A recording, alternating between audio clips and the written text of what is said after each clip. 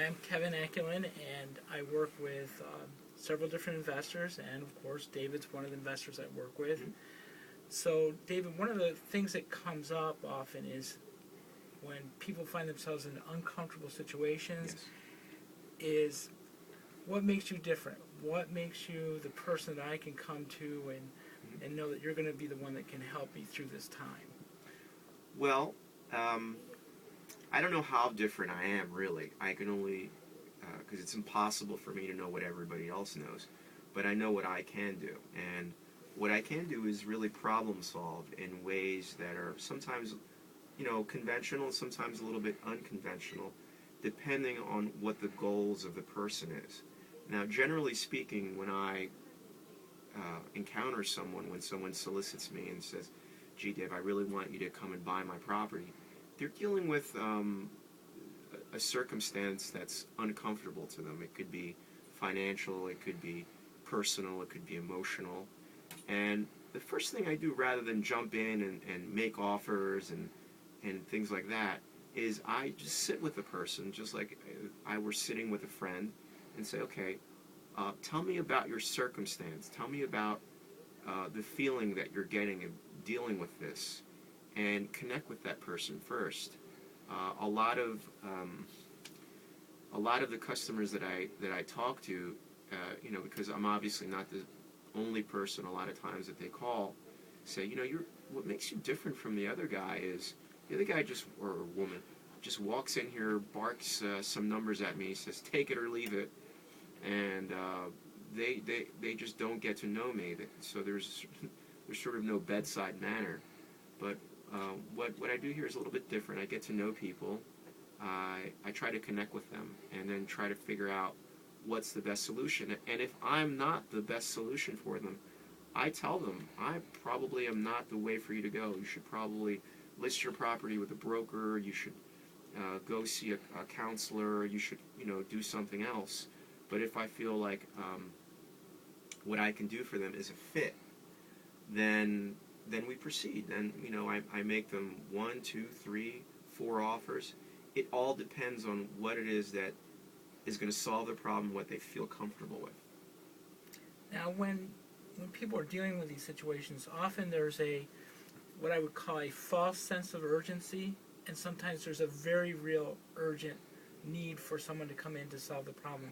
How quickly, if someone's really in need and it's a situation that you're comfortable and they're comfortable with you, how quickly can you act? How quickly can something happen for these people? Same day. Absolutely the same day.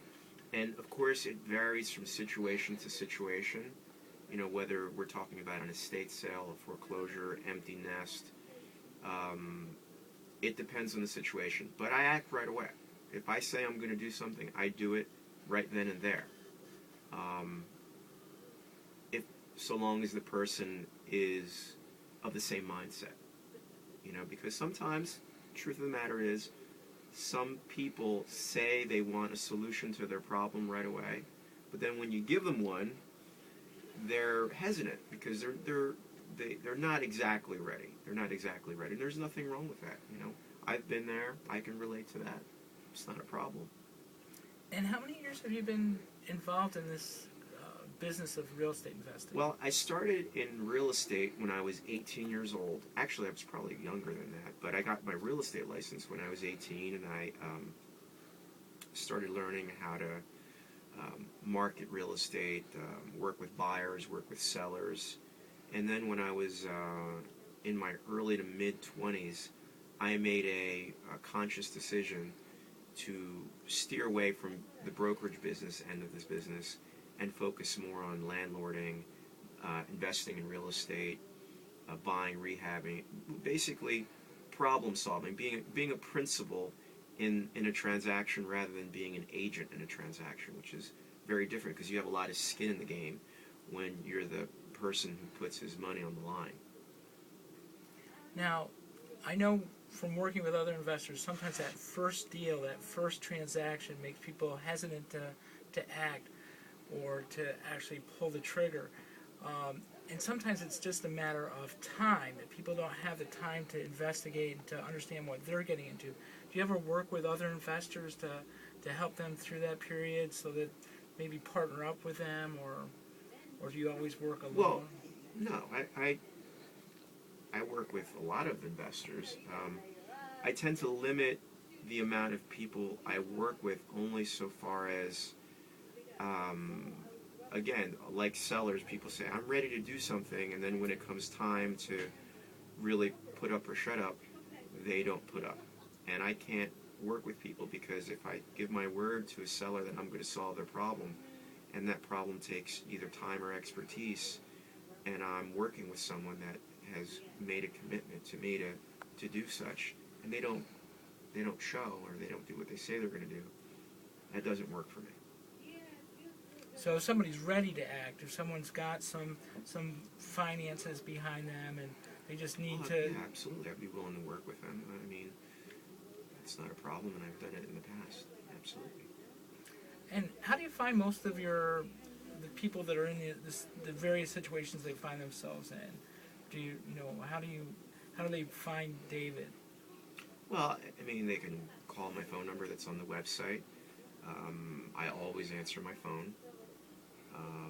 Or they can go on my website and fill out the information box, and the email will come to me, or one of my assistants, or maybe even you, I don't know.